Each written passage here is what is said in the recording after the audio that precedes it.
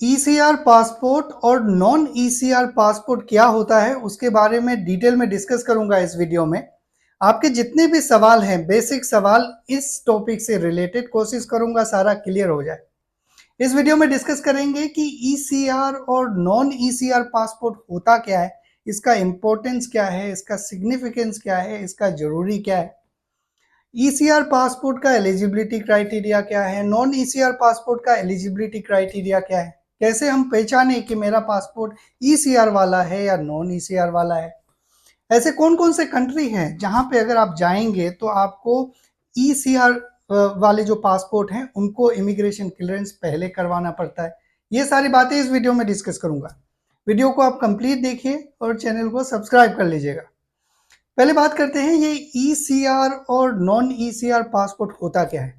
ECR passport का जो full abbreviation है वो है इमिग्रेशन चेक रिक्वायर्ड, और दूसरा का है इमिग्रेशन चेक नॉट रिक्वायर्ड या फिर non immigration check required. Okay, ये दो तरह के हैं। अब ये होता क्या है, देखिए जब भी हम किसी दूसरे कंट्री में जाते हैं तो जरूरी है कि हम अपने सारे जो भी प्रिकॉशन है वो लेके जाएं। लेकिन कुछ अनस्किल्ड वर्कर्स होते हैं, जब उस कंट्री में जाते हैं तो वहां उनका एक्सप्लॉइटेशन, उनका मिसयूज हो सकता है।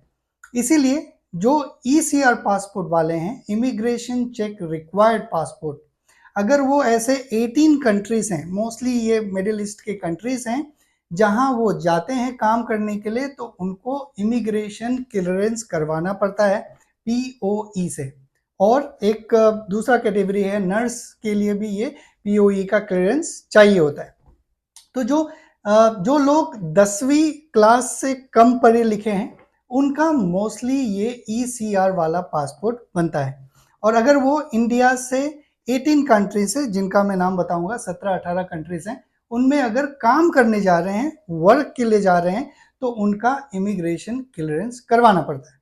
ओके, तो इसीलिए ये दो कैटेगरी है, ताकि जो नॉन स्किल्ड है, अनस्किल्ड वर्कर्स हैं, वो किसी इन 18 कंट्रीज में जाएं तो वो प्रोटेक्टेड रहें, वहां पे उनका एक्सप्लॉइटेशन ना हो। इसीलिए पहले उनका इमिग्रेशन क्लियरेंस होता है। इमिग्रेशन क्लियरेंस में क्या होता है वो भी मैं डिस्कस करूंगा। पहले बता देता हूं आपको ऐसे कौन कौन से कंट्री हैं, अगर आप ईसीआर पासपोर्ट के साथ उस कंट्री में अगर काम करने जाएंगे तो आपको इमिग्रेशन क्लियरेंस पीओई से करवाना पड़ेगा। मिडिल ईस्ट के ज़्यादातर कंट्री हैं, UAE, Saudi Arabia, Qatar, Oman, Kuwait, Bahrain, Libya, Jordan, Yemen, Sudan, Syria, Lebanon, Afghanistan, Malaysia, Thailand, Indonesia और इराक। ये कुछ कंट्रीज हैं जहां पे अगर आप इंडिया से जाएंगे तो ईसीआर पासपोर्ट के साथ वहां काम करने, वर्क वीजा में जाएंगे तो आपको पहले इमिग्रेशन क्लियरेंस करवाना पड़ता है। इमिग्रेशन क्लियरेंस में होता क्या है, इमिग्रेशन क्लियरेंस में ये होता है कि जब आपका वीज़ा लग जाता है, वीज़ा लगने के बाद में आप सारे डॉक्यूमेंट सबमिट करते हैं क्लियरेंस के लिए, जिसमें आपका वर्क कॉन्ट्रैक्ट रहता है, आपके स्पॉन्सरशिप के डिटेल रहते हैं, आपके पासपोर्ट रहते हैं, ये सारे डिटेल्स आप सबमिट करते हैं। और जब आप सबमिट करते हैं तो वो उनको जो पीओई वाले हैं, जो प्रोटेक्टर ऑफ इमिग्रेशन जो हैं पीओई, वो उनको वेरीफाई करते हैं कि वहां पे जा रहे हैं, कहीं ऐसा ना हो कि किसी और के नाम पे, कंपनी के नाम पे वीजा हो और उसका कोई अता पता ही ना हो। ये काम के लिए जा रहा है, पता चला कि वो एक बार्बर का शॉप है और वहां पे उसको एक सेफ का ऑफर दिया हुआ है, तो ये सारे चीज वेरीफाई करते हैं, वैलिडेट करते हैं, इसके बाद आपको इमिग्रेशन क्लियरेंस देते हैं। तो आप उस ईसीआर पासपोर्ट से इमिग्रेशन क्लियरेंस करवाने के बाद में आप अपने उस कंट्री में जाते हैं काम करने के लिए। कई लोगों का ये कॉमन सा एक मिसअंडरस्टैंडिंग है कि भाई मेरा माताजी या मेरे पिताजी, मेरा भाई घूमने जा रहा है यूएई, उनके पास ईसीआर पासपोर्ट है, क्या उनको इमिग्रेशन क्लियरेंस करवाना है? बिल्कुल नहीं।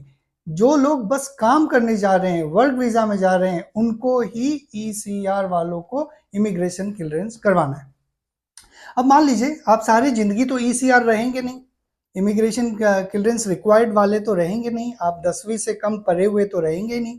समय के साथ आपका एजुकेशन बढ़ेगा, आपका वर्क एक्सपीरियंस बढ़ेगा, आपका इनकम बढ़ेगा, आपका इनकम के साथ साथ आपका एज बढ़ेगा, तो आप अपने पासपोर्ट को ईसीआर से non ECR non immigration check required वाला पासपोर्ट में कन्वर्ट कर सकते हैं। उसका प्रोसेस सिंपल सा है। अगर आप एलिजिबल हो जाते हैं तो जैसा हम नया पासपोर्ट अप्लाई करते हैं उसी हिसाब से आपको अप्लाई करना है, एक नया पासपोर्ट आपका नॉन ईसीआर वाला इशू हो जाएगा। उसका एलिजिबिलिटी क्राइटेरिया क्या है?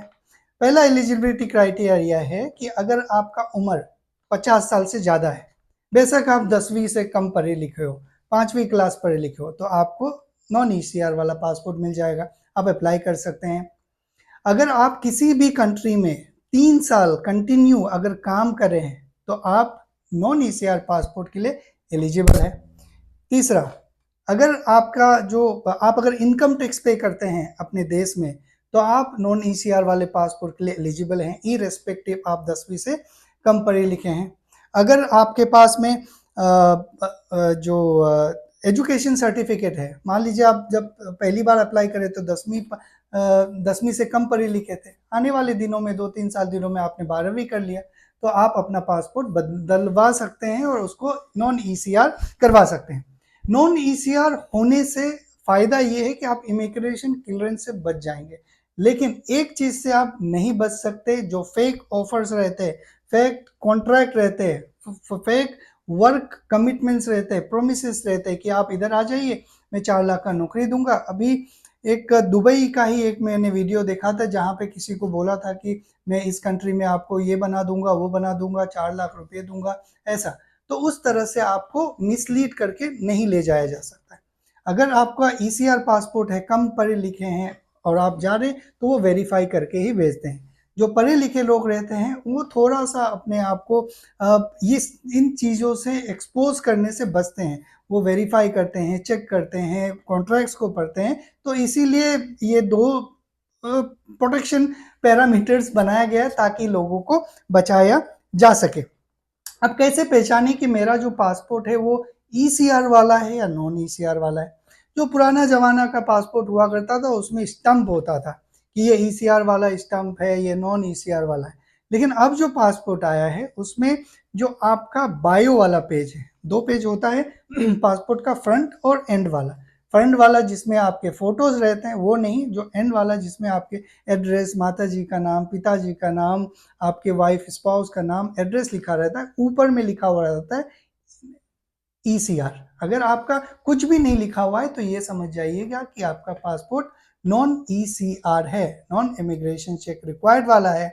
आप अगर काम करने भी जाएंगे वहां पे तो आपको इमिग्रेशन क्लियरेंस नहीं करवाना पड़ेगा इन 17-18 कंट्रीज में। तो मुझे लगता है कि मैंने सारे चीज कवर कर लिए हैं। और आपसे एक चीज और रिक्वेस्ट करना चाहूंगा, कभी भी आप लोग शॉर्टकट वाला मीन्स अडॉप्ट मत कीजिए। कई बार क्या होता है कि आपका पासपोर्ट ईसीआर वाला होता है, आपको काम करने जाना है सऊदी अरेबिया, एजेंसी बोला कि भाई मैं इतने पैसे में तुम्हें वाया दुबई होते हुए सऊदी भेज दूंगा। यहाँ पे आते हैं, पता चला कि एयरपोर्ट में कोई स्पॉन्सर ही नहीं है, कफिल कौन है ये पता नहीं, एजेंसी अपना पैसा ले लिया आपसे, आप वहाँ भटक रहे हैं। अब तो ये चीज़ और आसान हो गया, क्योंकि पहले तो पासपोर्ट के ऊपर स्टिकर लगता था, अब तो वो स्टिकर भी नहीं लगता है, पेपर वीज़ा है। तो अभी आप अगर दुबई होते हुए भी जाएंगे तो पासपोर्ट में तो वीज़ा लगा नहीं हुआ है, सऊदी का वर्क वीज़ा इमिग्रेशन वाला आपको पूछेगा नहीं, पहले उसके अलग मैकेनिज्म थे। तो इन सारी चीज़ों से बचिए। अगर कोई प्रोसेस बनाया हुआ है तो आपको प्रोटेक्ट करने के लिए ही बनाया गया, उसका एक कॉन्सेप्ट है, तो उसको सपोर्ट कीजिए। आज के इस वीडियो में बस इतना ही। आप लोग अपना ख्याल रखिए। Thank you very much.